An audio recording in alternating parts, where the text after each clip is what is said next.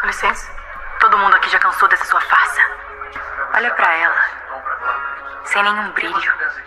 Nenhum atrativo. O que você fez, hein? Aliás, o que você faz pra Hegai gostar tanto de você?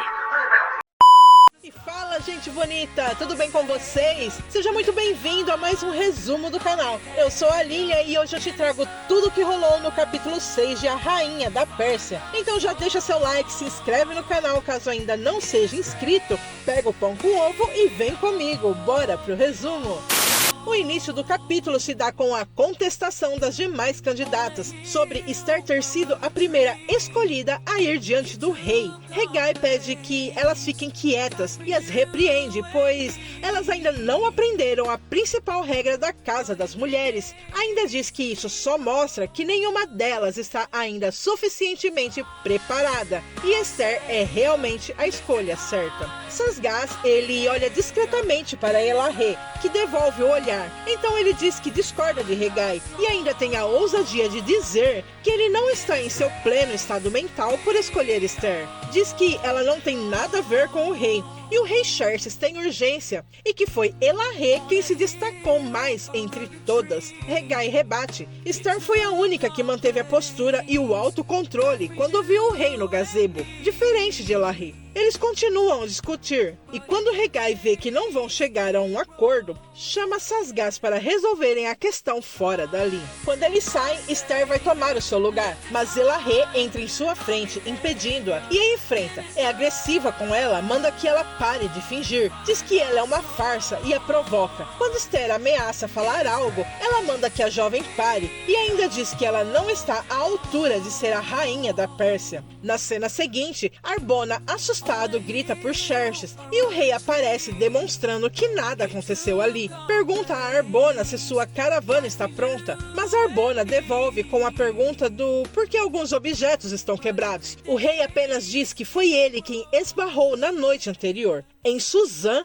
Amã chega para cumprimentar os oficiais do rei e quando Mordecai vê que é Amã, fica um tanto inquieto. Artabano se aproxima e pergunta se aconteceu alguma coisa e Mordecai pergunta como que um traidor que tirou a vida de um soldado persa está no posto do conselheiro do rei. Artabano discute com Mordecai e pede que ele pare com a inveja. Fora da Casa das Mulheres, Hegai e Sasgás discutem sobre Esther e Elahe, sobre quem tem mais postura, elegância e quem é problemática ou não. Hegai pergunta a Sasgás que tipo de problemas Esther tem causado para ser problemática, pois ele não vê nenhum. Porém, Sasgás revela que Esther já de início foi flagrada por Carcas com um papiro que trouxe de casa, não entregando com todos os pertences, como foi dito que era a regra pelo próprio Hegai, fazendo dela uma desobediente. E essa revelação deixa Hegai sem argumentos, mas mesmo assim, Hegai se impõe e diz que não adianta Sasgás tentar qualquer argumento. Será Esther que irá para os aposentos do rei e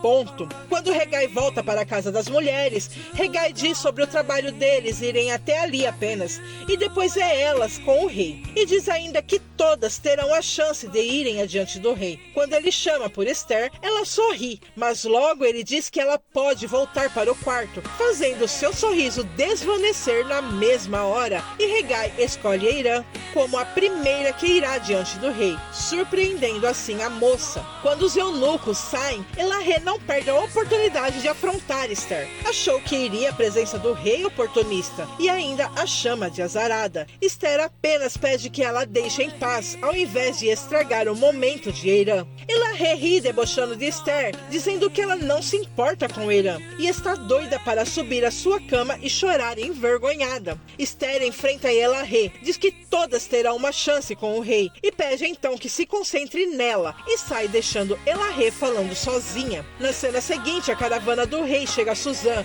juntamente com ele, exatamente na hora em que a Améstres está saindo. O rei pede que parem, eles descem e vai em direção à liteira de Améstres, mas é impedido por Arbona, trazendo-o de volta à razão de que todos estão ali olhando para ver se o rei vai contra seu próprio decreto. Quando o rei, triste, volta atrás, o príncipe o chama e dá um abraço em seu pai, que o abraça com saudades. Ele pergunta por que Artaxerxes não fica em Suzã, tendo como resposta do menino de que sua mãe não deixa. A messe chama por seu filho, o rei se despede dele e cada um segue seu caminho. Entrando para o palácio, o rei cumprimenta seus oficiais e pergunta como têm ido as ações do povo, e Mordecai informa que eles têm trabalhado e atendido da melhor forma possível, e aproveita a oportunidade e diz que gostaria de conversar com o rei, pois tem um assunto para tratar com ele. O rei diz ter um pouco de pressa e diz que marcará outro dia, e Mordecai diz que não tem problema e agradece a oportunidade. Na casa das mulheres, Hegai anuncia a chegada do rei,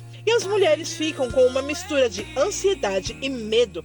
Elahê pergunta o que vai acontecer se o rei se agradar de Eirã. É quando a jovem desce toda adornada para ver o rei. Hegai a recebe e diz às garotas que o que vai acontecer é ou ela será feita rainha ou passará a fazer parte do harém do rei, onde ficará sob supervisão de Sasgás, aguardando que um dia o rei a chame novamente. E com as garotas que sobrarem, ficarão ali, esperando um dia o rei chamá-las. Elas desejam a Eirã que tudo dê errado e são repreendidas por Hegai, avisando que se ela se tornar rainha, ela pode se vingar, e nem mesmo concubinas do rei elas serão. Quando Eirã se sente acuada, ela sente medo e Hegai a encoraja. Saia então com a jovem para os aposentos do rei. Na cena seguinte, Eirã chega diante do rei sendo anunciada por Arbona. Quando o rei se vira para vê-la, fica um tanto intrigado com ela. No outro dia, Eirã sai e é levada para o harém. Sua expressão é de choque. As candidatas curiosas tentam se aproximar dela, mas são impedidas por Carcas. Diz que elas já não podem mais se aproximarem dela. Elas criam inúmeras teorias do que pode ter acontecido. Esther só observa tudo, talvez em segurança, mas ela sabe onde sua fé está firmada. Enquanto Esther observa tudo, ela ouve alguém chamar e vai ao encontro dessa pessoa. É Neemias. Ele quer falar sobre o desenho de Jerusalém.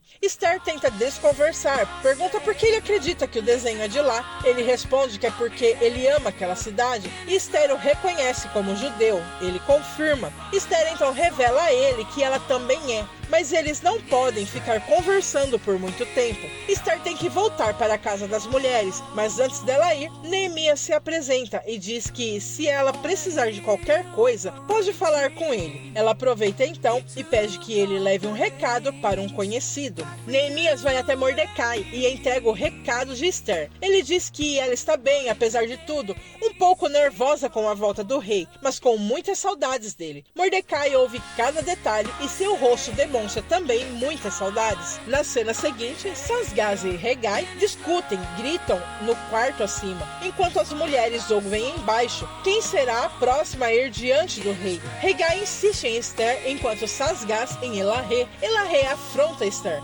dizendo que tudo é culpa dela e pergunta o que ela faz para Hegai gostar tanto dela. Esther pergunta o que ela está insinuando. Carcas tenta apaziguar antes de uma briga começar. Elahê continua a afrontar, diz que ela é sem brilho, sem graça e sem família, e com certeza ela fez algo para agradar o eunuco, se é que ele é mesmo um eunuco, ofendendo Esther. Ariana vai defender Esther, mas Esther enfrenta Elahê. Mas diante de tantas ofensas, todas as meninas se levantam contra Elahê, dizendo que ela ficou louca, mas Hegai desce e pergunta o que está acontecendo ali. Esther apenas pede perdão, enquanto Elahê, toda altiva, não diz nada. Hegai olha para todas, diz que por ele ninguém iria diante do rei naquela noite, mas como alguém tem que ir, a escolhida será Fará. Quando a jovem é anunciada por Arbona, o rei vira-se, e quando a vê, ele tem um olhar um tanto descontraído. Acredito que devido ao seu adorno exótico. O rei pede então que ela se aproxime. Ela, ao se aproximar, se enrosca em seu adorno em uma lamparina. Quando o rei vê que ela não consegue livrar-se, oferece ajuda, mas ela se nega. No outro dia, Fará volta e é levada para o harém,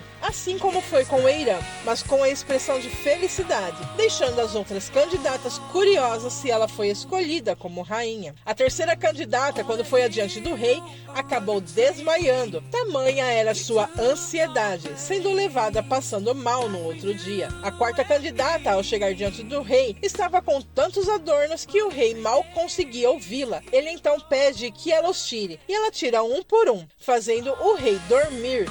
o que a impede de passar a noite com o rei. Na cena seguinte, Carcas anuncia que o rei não verá mais ninguém, deixando as meninas agitadas, acreditando que ele não as quer mais. Carcas pede calma a elas, mas quando ele vê que não consegue manter o controle das garotas, ele chama por Regai. Antes do eunuco chegar, Esther vê que a agitação das meninas não passa. Ela então toma a frente, chama a atenção, conversa com elas e faz um pequeno discurso ali, dizendo que ela sabe o quão está sendo difícil, pois não sabe o que será de cada uma delas, mas não podem esquecer quem são, pois não são descartáveis. Nesse interim, Regai chega e observa Esther falando com elas. Ele gosta do que ouve, e em conversa com Sasgaz, Regai diz que ela é especial, e Sasgaz admite que Esther é uma mulher sábia. Quando Regai se despede de Sasgaz, ele avista um chamado da rainha. Na calada da noite, o eunuco juntamente com Elarrê seguem por uma passagem secreta. Eles vão até o antigo quarto da rainha, e lá eles se encontram com a Mestres, e o olhar de Elarrê é de extremo medo. O que será que a rainha quer com ela? Saberemos no próximo vídeo.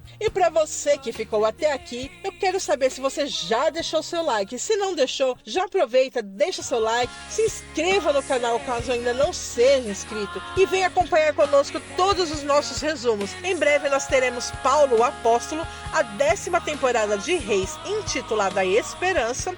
Portanto, se você ainda não viu Reis a Emboscada, corre e vem conferir tudo que vai rolar. Temos uma playlist completa aqui no canal. Temos também a série Neemias, todos os resumos completos. Confira todos os links aqui na descrição do vídeo. E eu vou ficando por aqui. Muito obrigada por assistir. Deixe um comentário, compartilhe para que mais pessoas possam conhecer o canal e nos ajude a crescer, para fazermos mais e melhor para você. Até a próxima.